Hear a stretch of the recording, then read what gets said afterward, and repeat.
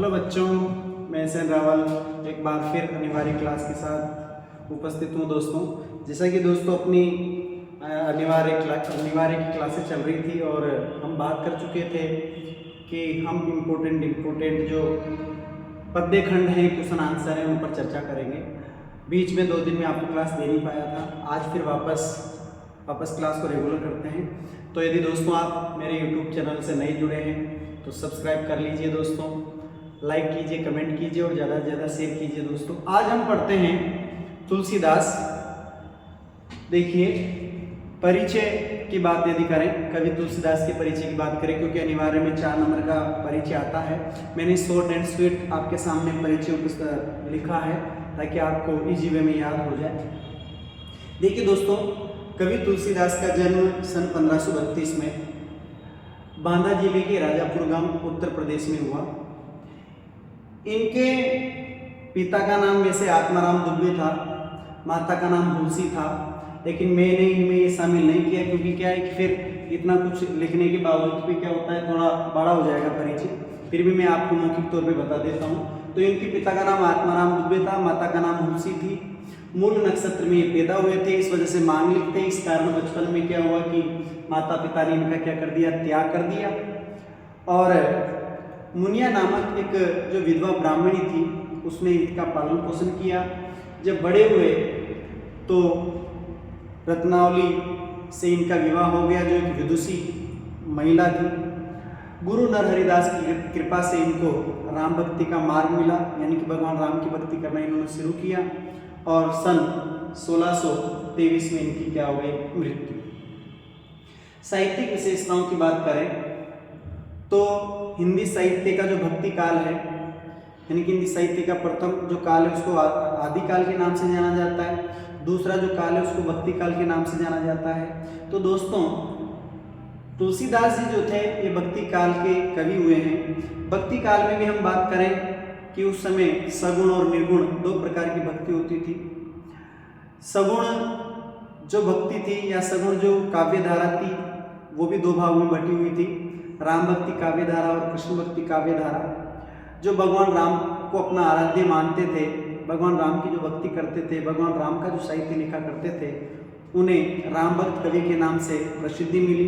तो कवि तुलसीदास बात अपन करें, भक्ति काल की सगुण काव्यधारा में राम भक्ति शाखा के प्रमुख कवि रहे हैं, ठीक है। और इन्हें समन्वय का कवि माना जाता है। समन्वय का कवि इनको इस वजह से माना जाता है दोस्तों, क्योंकि तत्कालीन समय में अपन बात करें, इनके जमाने की यदि बात करें तो मुगल काल भारत में हुआ करता था।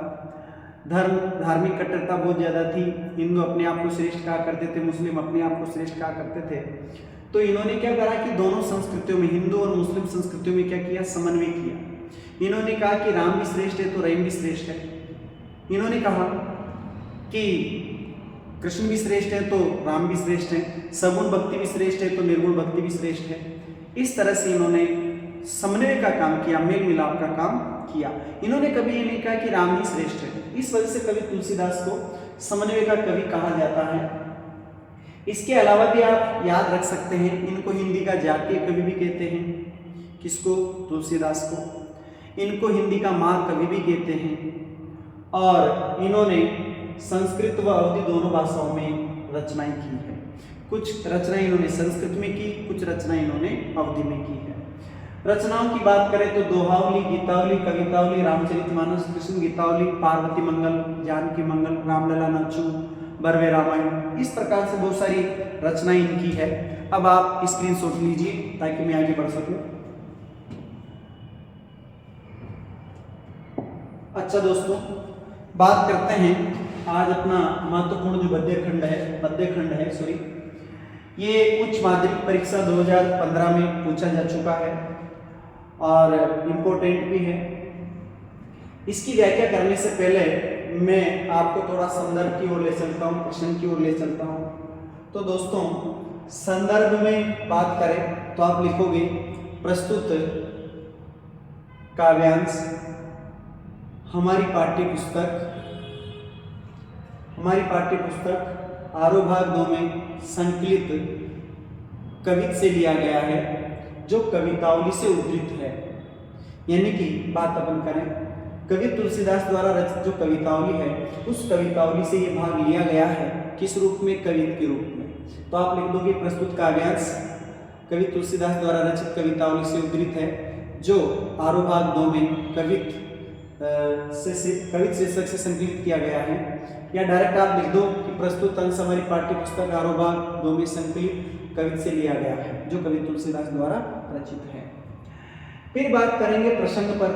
तो इस अंश में कवि ने तत्कालीन समय की या अपने समय की जो निर्धनता है, गरीबी है, उस गरीबी का, उस निर्धनता का यथार्थ चित्रण किया है। यानी कि आप लिखोगे प्रस्तुत अंश में कवि ने तत्कालीन समय की गरीबी, निर्धनता का यथार्थपरक वर्णन किया है। फिर बारी आती है व्याख्या की। तो व्याख्या दोस्तों देखिए, इंपॉर्टेंट है। किस भी किसान कुल बनिक भिखारी भाट, चाकर चपल नट चोर चार चेट।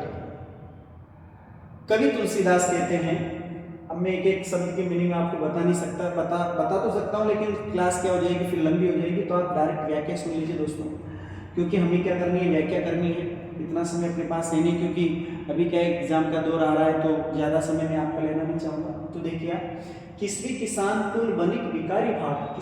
किस भी का मतलब होता है मजदूर, किसान कुल का मतलब है किसान का परिवार, बनिक का मतलब होता है व्यापारी, भिखारी आप जानते हो, भाट आप कह सकते हो चारण कवियों को। चाकर यानी नौकर, चपल नट का मतलब होता है कलाकार, चोर आप जानते हो, चार का मतलब होता है राजदूत, चेटकी का मतलब होता है बाजीगर, खेल तमाशा दिखाने वाला। पेट को पढ़त, पेट के लिए पढ़ते हैं। गुण गढ़त, गुण का मतलब योग्यता है, गढ़त यानी सीखते हैं। चढ़त गिरी, चढ़त यानी चढ़ना, गिरी यानी पर्वतों पर। अटक, अटक यानी घूमना। गहन गन, घने जंगल में। अहन यानी दिन भर, अखेटकी यानी शिकारी। ठीक है। ऊंच नीच कर्म, ऊंच नीच यानी अच्छा बुरा, धर्म अधर्म, धर्म और अधर्म। करी, पेट ही को पचत, बेचत बेटा बेट की। पेट ही को पचत, पचत यानी पालने के लिए, पेट को ही पालने के लिए बेचत है बेटा और बेटी को। तुलसी बुझाए एक राम घनश्याम बीते, राम घनश्याम रूपक अलंकार है। काले बादल रूपी राम, कौन सा अलंकार है? काले बादल रूपी राम रूपक अलंकार है दोस्तों यहाँ पे। ठीक है।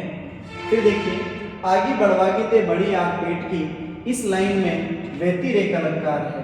कौन सा अलंकार है? व्यतिरेक अलंकार है। अच्छा दोस्तों देखिए, आगे बढ़वागी ते बड़ी आग पेट की, इसमें व्यतिरेक अलंकार है। पहले मैं अलंकारों के बारे में बता दूं आपको, फिर इसकी मैं व्याख्या करता हूं। तो राम घनश्याम में रूपक अलंकार है, काले बादल रूपी राम।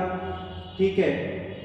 और आगे बढ़वागी ते बड़ी आग पेट की जो लाइन है, इसमें व्यतिरेक अलंकार है। क्यों है?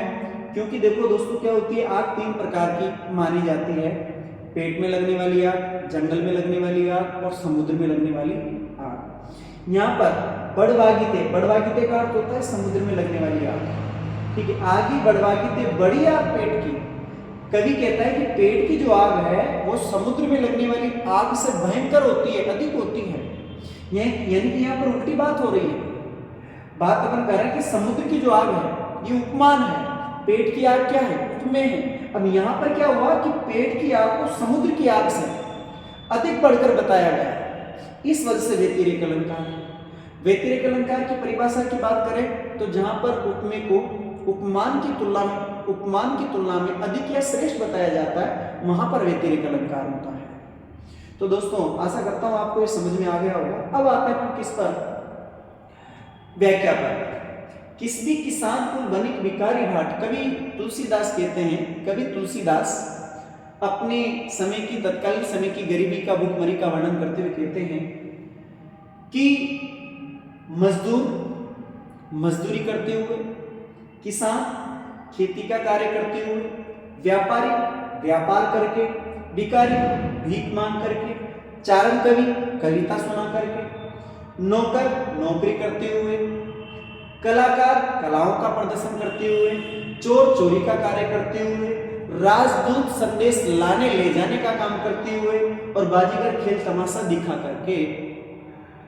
करके जो पैसा प्राप्त होता है, जो आय प्राप्त होती है, उसी से अपना जीवन निर्वाह करता रहता है, अर्थात अपने पेट को पालता रहता है।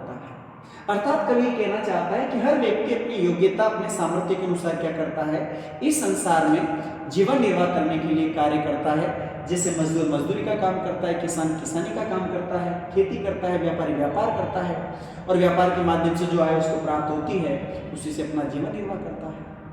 तो कवि कहता है कि किसान, मजदूर, किसान, व्यापारी, भिखारी, भाट, चाकर यानी कि नौकर, कलाकार, चोर, राजदूत, बाजीगर, ये सब अपनी अपनी योग्यता के अनुसार कार्य करते हुए क्या करते हैं, धन प्राप्त करते हैं, आय प्राप्त करते हैं, और इसी से अपना क्या करते रहते हैं, जीवन निर्वाह करते रहते हैं।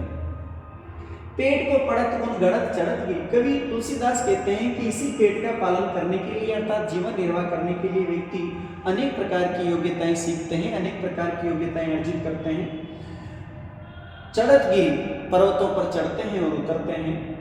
अटत गहन गन अहन अकेट की, इसी पेट का पालन करने के लिए, इसी पेट को भरने के लिए बेचारा शिकारी जो होता है वो दिन भर घने जंगल में शिकार की तलाश में घूमता रहता है, क्योंकि उसे लगता है कि जब उसे शिकार मिलेगा उसे बेच करके वो जो कमाएगा उससे अपना जीवन निर्वाह करेगा। इस प्रकार हर व्यक्ति क्या करता है कि अपनी योग्यता के अनुसार कार्य करते हुए अपने जीवन को व्यतीत करता रहता है। ऊंच नीच कर्म धर्म अधर्म करे। कवि तुलसीदास कहते हैं कि व्यक्ति इसी पेट का पालन करने के लिए अर्थात जीवन निर्वाह करने के लिए अच्छे बुरे, धर्म अधर्म सभी प्रकार के कार्य करता है। पेट ही को पचत बेचत बेटा बेट की। लेकिन सबसे बड़ी बात तो यह है कि तत्कालीन समय में गरीबी इतनी ज्यादा बढ़ चुकी थी, भूखमरी इतनी ज्यादा हो चुकी थी कि लोग अपने पेट का पालन करने के लिए अपने बेटा और बेटे को भी बेचने को तैयार थे। तुलसी बुझाए एक राम घनश्याम इते आगे बढ़वागी ते बड़ी आग पेट की। कवि तुलसीदास कहते हैं कि ये जो पेट की आग है, ये जो पेट की आग है, इसको तो काले बादल रूपी राम ही क्या कर सकते हैं, काले बादल रूपी राम ही अपनी कृपा का जल बरसा करके शांत कर सकते हैं। आगे बढ़वागी ते बड़ी आग पेट की। और कवि तुलसीदास कहते हैं कि ये जो पेट की आग है ये तो समुद्र में लगने वाली आग से भी क्या है, भयंकर है, अधिक है। क्योंकि समुद्र में लगने वाली जो आग है वो कुछ समय के लिए लगती है और कुछ समय बाद क्या हो जाती है, समाप्त हो जाती है। लेकिन पेट की आग कभी समाप्त नहीं होती, व्यक्ति की मृत्यु के साथ ही समाप्त होती है। इस वजह से कवि ने पेट की आग को समुद्र में लगने वाली आग से भयंकर बताया है। तो दोस्तों आज ये पैराग्राफ मैंने आपको अच्छी तरह से व्याख्या आपके सामने कर दी है। हाँ दोस्तों, इसकी बात करें, थोड़ा सा और समझा दूं मैं आपको। इसमें काव्य सौंदर्य में आप लिखोगे कि कवि ने पेट की आग को सबसे भयंकर बताया है, ठीक है। अपने जमाने की जो निर्धनता है, गरीबी है, उसका वर्णन किया है। और साथ के साथ आपको ये भी याद होना चाहिए कि ये जो पैराग्राफ है ये कवितावली से लिया गया है। किससे लिया गया है दोस्तों? कवितावली से लिया गया है। और कवितावली से लिया गया है। भाषा यदि आपसे पूछी जाए, तो दोस्तों इसमें ब्रज भाषा है। कौन सी है? ब्रज भाषा, ठीक है, ब्रज भाषा है। छंद आपसे पूछा जाए तो दोस्तों ध्यान रखना, छंद इसमें कवित है। कौन सा छंद है? कवित है, ठीक है। अलंकार में आपको बता चुका हूँ, रूपक अलंकार का प्रयोग हुआ है, व्यतिरेक अलंकार का प्रयोग हुआ है। और दूसरी बात आप देख सकते हो कि प्रस्तुतांश, जो प्रस्तुत काव्यांश है, इसमें प्रसाद काव्य गुण और पांचाली रीति का प्रयोग हुआ है। इस तरह से आप क्या कर सकते हैं दोस्तों, इसकी व्याख्या कर सकते हैं और अधिक से अधिक अपने अंक प्राप्त आप कर सकते हैं, ठीक है दोस्तों। बाकी अगली क्लास में मिलते हैं अगले इम्पोर्टेंट व्याख्या के साथ। तब तक के लिए जय हिंद, जय भारत।